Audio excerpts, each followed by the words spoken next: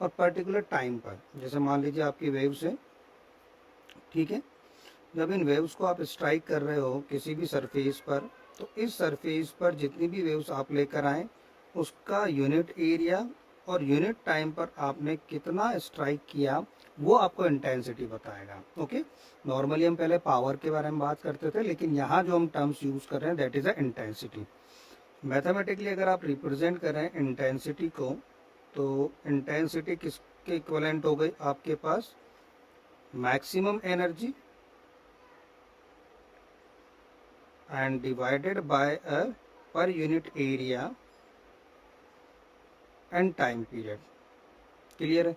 अब maximum energy अगर अपन waves की बात करें तो किसी भी पॉइंट पे हम बात करें, जैसे कि अपन बात करें उसके इक्विलिब्रियम पॉइंट पर, तो इक्विलिब्रियम पॉइंट पर जो मैक्सिमम एनर्जी होती है वो हमारे पास काइनेटिक एनर्जी होती है, तो हम यहाँ पर मार्क कर सकते हैं half M into V maximum का होल स्क्वायर। याद रखें मैक्सिमम काइनेटिक एनर्जी ली जाती है। एरिया को ए रिप्रेजेंट कर दिया, टाइम को टी ले लेते हैं। अब हम आते हैं हमारे पास बेसिक फॉर्मूले पे।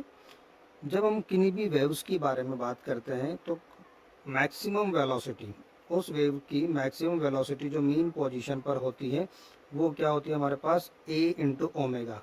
यहाँ स्मॉल ए रिप्रेजेंट किया है हमने एम्पलीट्यूड को, और कैपिटल ए रिप्रेजेंट किया है हमने एरिया को, याद रखिएगा, divided by capital A area into time period. So 1/2 की जगह 1/2 आ गया, मास इनटू एम्पलीट्यूड का square into multiply by omega square. ये हो गया आपका area square multiply by, sorry area square नहीं है, तो एरिया मल्टीप्लाई बाय टाइम। क्या क्या कैंसिल आउट होगा वो हम समझेंगे अभी, इसको सिंपल वे में लेकर आ जाएंगे, ठीक है। तो डेंसिटी इज इक्वल्स टू हम लिख सकते हैं mass upon volume. So mass equivalent हो जाएगा आपके पास density multiply by area multiply by length. Volume को अपन ने एरिया इंटू लेंथ में ब्रेक कर लिया है, ठीक है।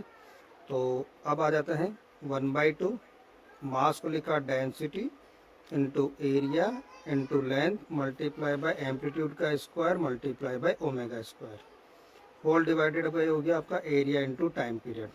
सो यहाँ पर आपका एरिया से एरिया कैंसिल आउट हो जाएगा और लेंथ अपॉन टाइम आप निकालोगे तो ये वेलोसिटी को रिप्रेजेंट करेगा। तो फाइनली आपका जो रिलेशन आया इंटेंसिटी का वो आ गया half rho V A square और ओमेगा स्क्वायर। क्लियर है। अब यहाँ पर एक टर्म्स आई थी हमारे पास वेव फ्रंट।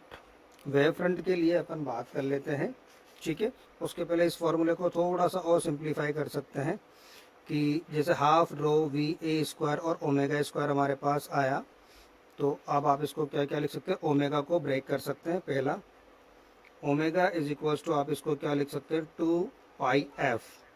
जैसे आप इसको 2πf लिखेंगे तो 1/2 rho into V into A square. अब आप इसको क्या बन जाएगा, 4π स्क्वायर इंटू एफ स्क्वायर। हमें पता है कि अप्रॉक्स वैल्यू पाई स्क्वायर की 10 के बराबर होती है। 2 से इसको जब आप कैंसिल आउट करेंगे और इसको आप 10 मान लेंगे तो it becomes a 20 rho V A square into F square की फॉर्म में आपको क्या मिल जाएगा, आपका इंटेंसिटी का एक फॉर्मूला और मिल गया। किसकी फॉर्म में, एक नंबर आ गया आपके पास, एम्पलीट्यूड आ गया, ओमेगा की जगह फ्रीक्वेंसी आ गई, ठीक है। अगर हम यहाँ पर कंसिडर करें कि आपके पास किसी भी वेव की डेंसिटी कांस्टेंट है और उसकी वी भी हमने क्या मान लिया, कांस्टेंट, ओके, आर कांस्टेंट, ठीक है। क्योंकि हम नॉर्मली जब एयर की बात करते हैं तो वहाँ पर ये कांस्टेंट होता है, तो इंटेंसिटी किस पर डिपेंड कर जाएगी आपकी, देखो ये आपका रो रहा, ये वी रहा। अब बचा एम्पलीट्यूड और फ्रीक्वेंसी, तो एम्पलीट्यूड का स्क्वायर और फ्रीक्वेंसी के स्क्वायर पर डिपेंड कर गया। और अगर आप एरिया की फॉर्म में बात करेंगे, ठीक है, तो एरिया के साथ तो इसका इन्वर्सली प्रोपोर्शनल का रिलेशन है, उसको जरूर याद रखें, ठीक है। सो ये इंटेंसिटी का बेसिक कंसेप्ट है। वेव फ्रंट की बात करी थी हमने। वेव फ्रंट क्या होता है, वैसे हमारे पास 12th स्टैंडर्ड में वापस टॉपिक आता है, लेकिन एक बेसिक इन्फॉर्मेशन हम यहाँ लेते हुए चलते हैं।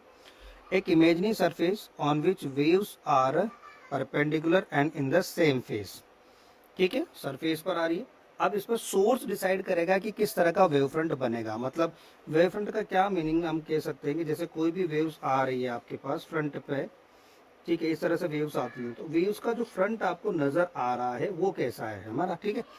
सोर्स एट इन्फिनिटी मीन्स एक ऐसा सोर्स जो कि इन्फिनिटी पर है। इन्फिनिटी पर अगर कोई ऑब्जेक्ट होता है तो हमें ये पता है कि हमेशा हमने कंसिडर किया है कि उससे जो रेज आती है वो पैरेलल रेज आती हैं, ठीक है।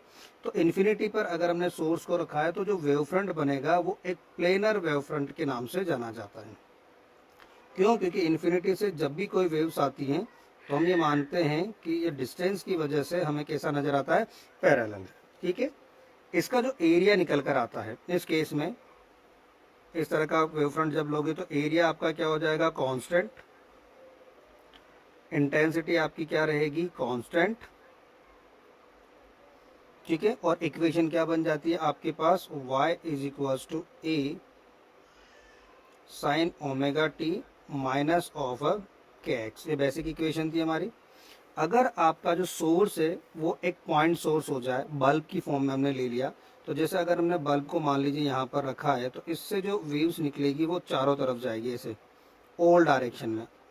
हम एक प्लेन पे बना रहे हैं, प्रैक्टिकली 3 डायमेंशन हो गया।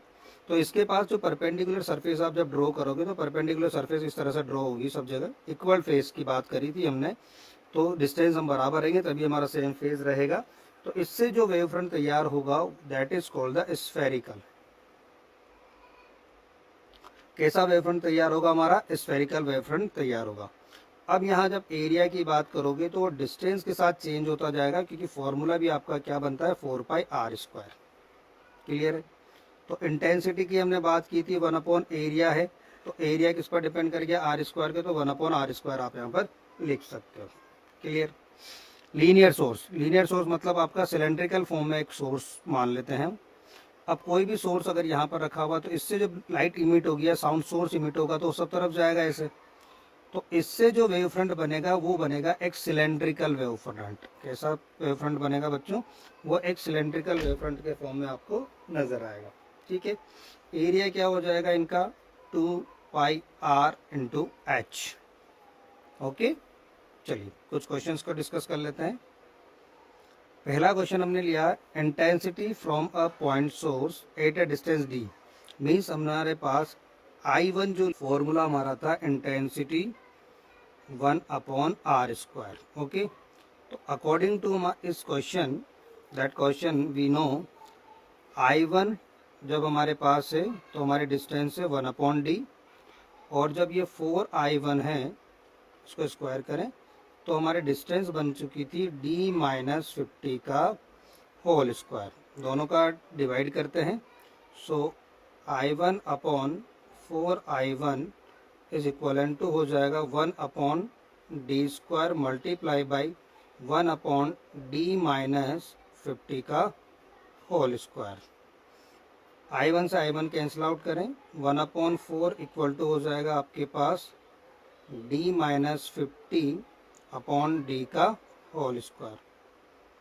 चलिए नेक्स्ट क्या बन गया, सो d को हम रूट ले लेते हैं, तो रूट जैसे आप लेंगे तो it becomes 1/2 is equals to d-50/d multiply करने के बाद हो गया ये d equal to 2d-100।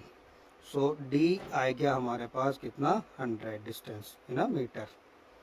Next question है, दो साउंड वेव्स हमारे पास दे रखी हैं। ओके, पहले साउंड वेव के बारे में बात करें तो हैविंग अ सेम ए, मतलब ए क्या है, एम्पलीट्यूड है, ठीक है, और एफ क्या है, फ्रीक्वेंसी। बहुत डिफरेंट मीडियम, ए के हमारे पास नाइट्रोजन मीडियम, ए के हमारे पास ऑक्सीजन मीडियम, ठीक है। I1 की बात करें तो हमारे पास जो फॉर्मूला था 20ρV_A² और f²। ओके, अब इन्होंने क्या क्या सेम कर दिया, ए सेम हो गया है, एफ सेम हो गया, ये 20 कांस्टेंट है।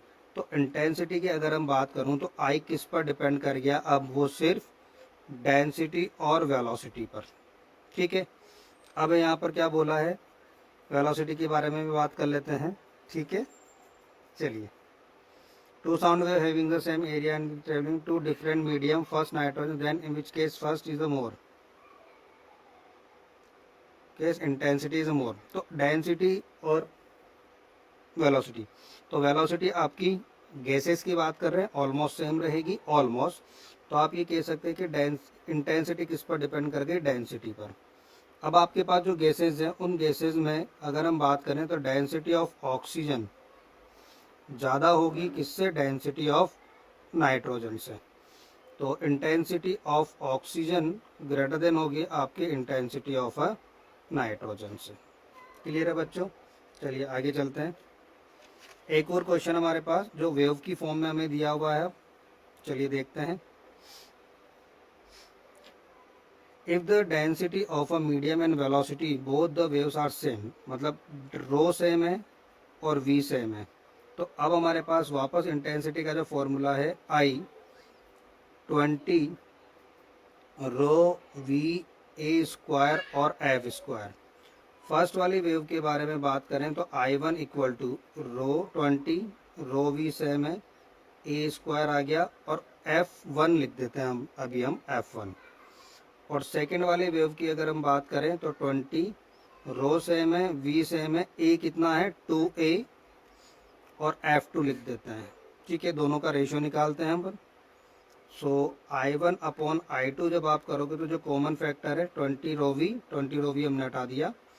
सो A square upon 4a square multiply by F1 upon F2, इसका भी स्क्वायर लग गया। ठीक है, ये स्क्वायर में है।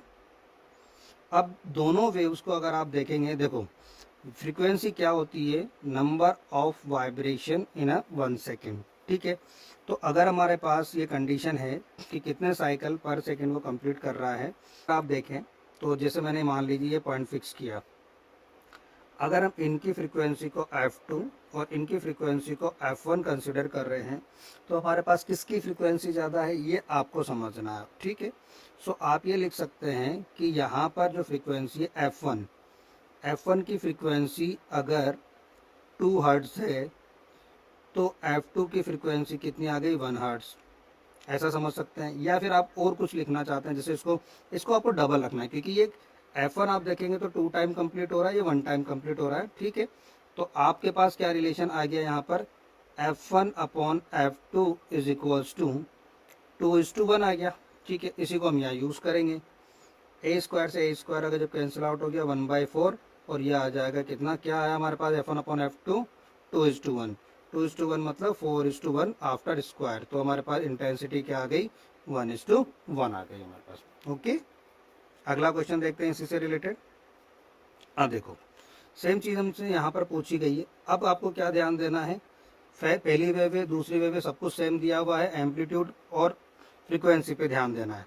तो हम डायरेक्टली इसको ये लिख लेते हैं कि एम्पलीट्यूड का स्क्वायर और फ्रीक्वेंसी का स्क्वायर, एम्पलीट्यूड का स्क्वायर और फ्रीक्वेंसी का होल स्क्वायर पर डिपेंड करेगा। ठीक है, सो चलिए, तो पहले वाले का एम्पलीट्यूड a है तो a स्क्वायर लिख दिया, दूसरे वाले का एम्पलीट्यूड 4a है तो 16a स्क्वायर लिख दिया।